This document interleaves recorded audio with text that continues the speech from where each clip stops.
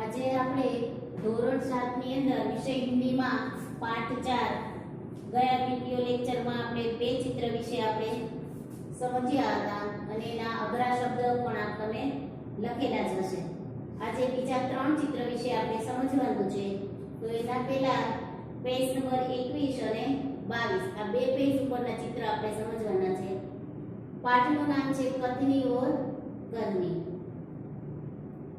21 અને 22 જે પેજ ઉપર આવે છે એના અઘરા શબ્દ છે તો કિરાના એટલે ભાડા, તપાક એટલે જોશ કે સાથ, પ્રતીક્ષા એટલે ઇંતજાર, કતાર એટલે પંક્તિ, રાશિ એટલે રકમ, પોતા એટલે પુત્ર કા પુત્ર, આચરણ એટલે વ્યવહાર, સदैव એટલે હંમેશા.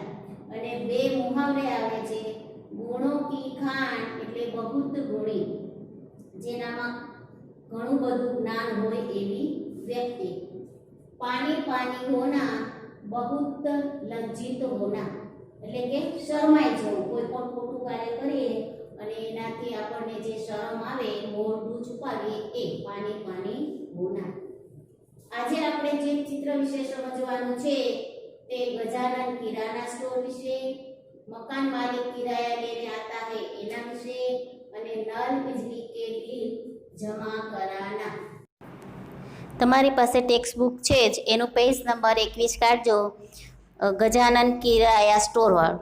सज्जन ने स्कूटर वाहन खड़ा करने के स्थान पर ले जाकर खड़ा किया और वापस जाकर सामान खरीदने लगे. इतने में स्कूटर लेकर दुकान पर एक लड़का आया. स्कूटर दुकान के सामने खड़ा करके वह दुकान के अंदर चला गया. इस पर उस सज्जन ने दुकानदार से कहा, आपने इसे मना नहीं किया. वह बोला, यह तो मेरा बेटा है. एक सज्जन છે એ પોતાનું સ્કૂટર લઈ અને ઊભા રાખવાની જગ્યાએ લઈ જઈ વસ્તુ ખરીદવા જાય છે તો એ સ્ટોરની સામે સ્કૂટરને ઊભું રાખે છે. તો દુકાનદાર ત્યારે એને બોલે છે કે આ દુકાનની સામે તમે જે સ્કૂટર રાખ્યું છે એ યોગ્ય નથી.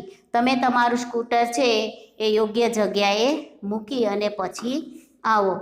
એટલે પેલો સજ્જન છે એનું દુકાનદારનું માની અને સ્કૂટરને છે એ પાર્કિંગની જગ્યા પર મૂકીને આવે છે.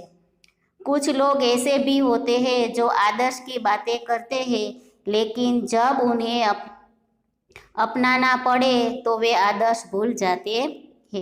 ઘણા એવા માણસો હોય છે કે જે નીતિ નિયમની વાતો કરતા હોય, આદર્શની વાતો કરતા હોય, પણ એ જ માણસ છે એ પોતે એના આચરણમાં એ આદર્શ અને નીતિ નિયમોને મૂકતા નથી. એ બોલતા હોય છે કંઈ અને करता હોય છે પણ કંઈક જુદું. एक दिन एक सज्जन के घर उनके मित्र मिलने आए. एक દિવસ છે એક સજ્જનના ઘરે એમના મિત્ર છે એને મળવા માટે આવે છે. दोनों मित्र बातचीत में मग्न थे. જે બંને મિત્રો હતા એ એકદમ વાતોમાં મશગુલ હતા. કિસીને દરવાજા ખટખટાયા. આવી જે બંને મિત્રો છે એ વાતોમાં મશગુલ હતા અને કોઈ આવી અને દરવાજો છે એ ખખડાવે છે. ઉન્હોને ખિડકી સે જાકર દેખા. ખિડકી એટલે કે બારી, બારીમાંથી જોઈ અને જોવે છે કે કોણ આવ્યું છે.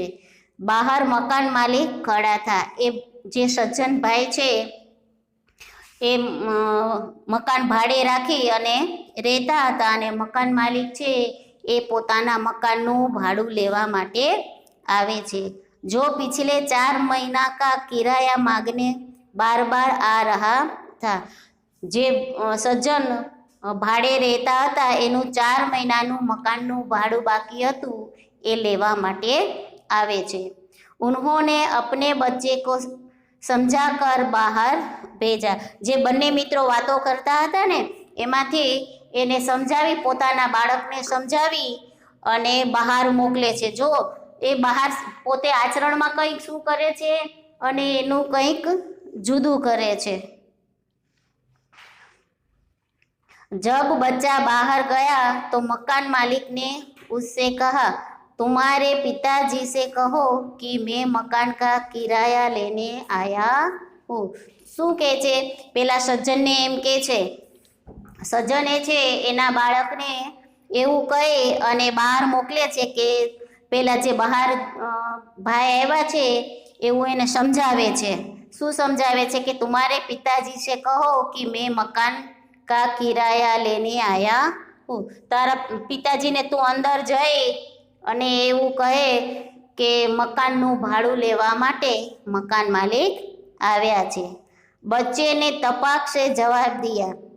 તો જે પેલો જે છોકરો હતો ને એને સમજાવીને બહાર મોકલ્યો હતો, એને તપાક છે એટલે કે જોશથી એને જે શીખવાડવામાં આવ્યું હતું ને, જો એને શું શીખવાડવામાં આવ્યું હતું? ખોટું બોલવાનું, કે અંદર કોઈ છે નહીં એવું જઈ અને તું બહાર પેલા મકાન માલિકને કહી દે.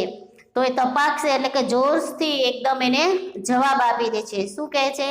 કે પિતાજીને કહા હે કે વે ઘર પર નહીં હે. જો એના પિતાજી અંદર જ, આ બાળક છે એ કેવું કહેવાય? નાદાન. તમે એને જે જો મિત્રો આપણે સમજવું જોઈએ કે બાળક છે એ કેટલું નાદાન છે. એના પિતાજીએ એને સમજાવીને મોકલ્યો હતો બહાર કહેવા માટે કે તું પેલા બહાર જે ભાડું લેવા આવ્યા છે એ મકાન માલિકને જઈને એવું કહેજે કે પિતાજી અંદર છે નહીં. પણ બાળક તો સાચું બોલી જાય છે. એ મકાન માલિકને શું કહે છે?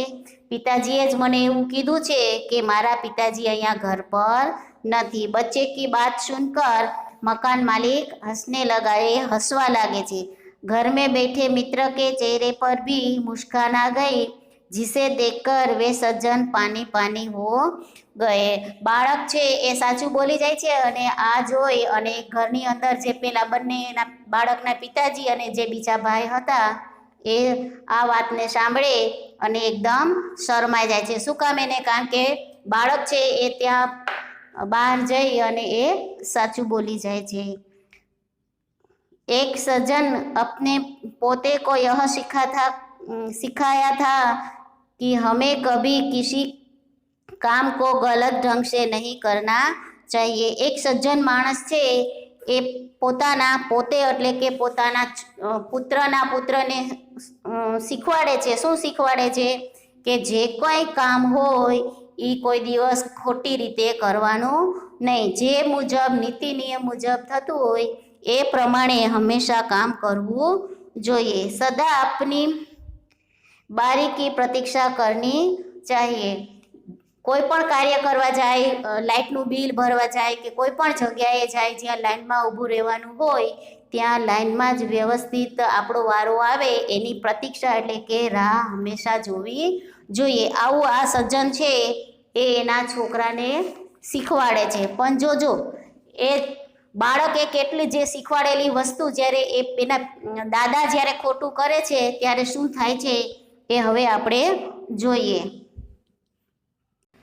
પેજ નંબર જો 22 ઉપરનું ચિત્ર છે એ ચિત્રને બરાબર ધ્યાનથી તમે જોજો કે નળ बिजली के बिल जमा करने के लिए पोता अपने दादाजी के साथ जाता है तो क्या होता है? एक दिन की बात है, वे नल बिजली के बिल जमा कराने गए. साथ में उनका 8 वर्षीय पोता भी था. बिल जमा करने वालों की लंबी कतार देखकर वे कोई उपाय सोचने लगा. જ્યારે બિલ ભરવા જાય છે ત્યારે મોટી બધી લાંબી એકદમ લાઈન હોય છે. તો એના દાદા એવું વિચારે છે કે આમાં લાઈનમાં ઊભું રહેવું ન પડે તો મારે શું કરવું એના માટેથી એ વિચારે છે. उन्होंने खड़े हुए लोगों को ध्यान से देखा. જે લાઈનમાં જે બધા જ માણસો ઊભા હતા ને એને બરાબર ધ્યાનથી એ જોવે છે દાદાજી. आगे ही एक परिचित व्यक्ति खड़ा दिखाई दिया. તો એ લાઈનમાં જે ઊભા હોય છે ને તો એમાં આગળ એક છે ઓળખીતા જે ભાઈ હોય છે પરિચિત એ વ્યક્તિ એને દેખાય છે. वे तुरंत उसके पास गए और बोले. જે દાદાજી હતા એ તરત જ એની પાસે જાય છે અને બોલે છે. જો એ જઈ અને શું બોલે છે? બેટા ये बिल तुम घर पर ही भूल आए. હકીકતમાં એવું હતું? એવું નહોતું બાળકો, કારણ કે એને લાઈનમાં ઊભું રહેવું નહોતું એના માટેથી એ કરતા હતા. તો એને શું જઈ અને કહે છે કે તું જે આ બિલ છે ને એ જ તું ઘરે ભૂલી ગયો છો.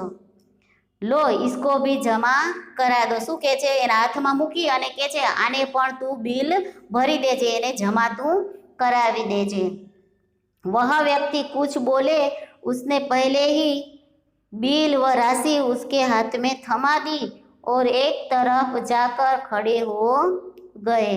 जो પેલા દાદાજી કેટલા તૈયાર હતા, એણે પેલો જે સામેવાળા પરિચિત ભાઈ હતા ને એના હાથમાં એ ભાઈ કાંઈ બોલે સમજે એની પહેલાં જ એનું જે બિલ અને જે પૈસા થતા હતા ને એ બધા જ એના હાથમાં મૂકી દીધા અને શું કહે છે કે તું આ મારું ભરી દેજે અને એમ કહી અને થોડા દૂર છે એ ઊભા રહી જાય છે। પોતા બાર બાર કહને લગા। જો એનો સાથે એનો 8 વર્ષનો જે છોકરાનો છોકરો જે પુત્ર કા પુત્ર એની સાથે ગયો હતો ને એ એના દાદાજીને કહે છે, શું કહે છે? દાદાજી લાઈન મેં લગીએ ને, શું કહે છે કે ચાલો આપણે લાઈન જે અહીંયા છે એમાં આપણે ઊભા રહી જાય। કારણ કે એના દાદાજીએ એને શીખવ્યું હતું ને કે જ્યારે પણ કાંઈ લાઈન કે એવું હોય તો આપણે ક્યારેય એનો દુરુપયોગ કરવાનો નહીં, લાઈનમાં વ્યવસ્થિત જ આપણે રહી અને જે કાંઈ આપણો વારો આવે ત્યારે આપણે બિલ કે જે કાંઈ હોય એ ભરવાનું, એ એના દાદાજીએ એને શીખવ્યું હતું। उसकी बात सुनकर लोग हंसने लगे। तो आ बधी जे बात सांभળી અને જે બીજા બધા માણસો જે લાઈનમાં ઊભા હતા ને એ હસવા લાગ્યા।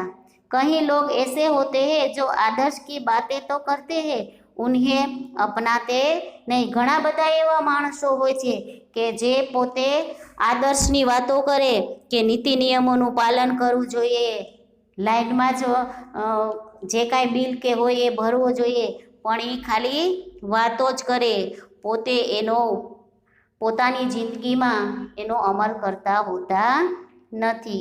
इस प्रकार का आचरण अच्छा नहीं होता। जो આવો જે માણસો વ્યવહાર કરે, બીજાને શિખામણ આપે પણ પોતે જ એનો અમલ કરતા હોય નહીં, તો આવો વ્યવહાર કરવો, આચરણ કરવું એ સારી વસ્તુ કહેવાય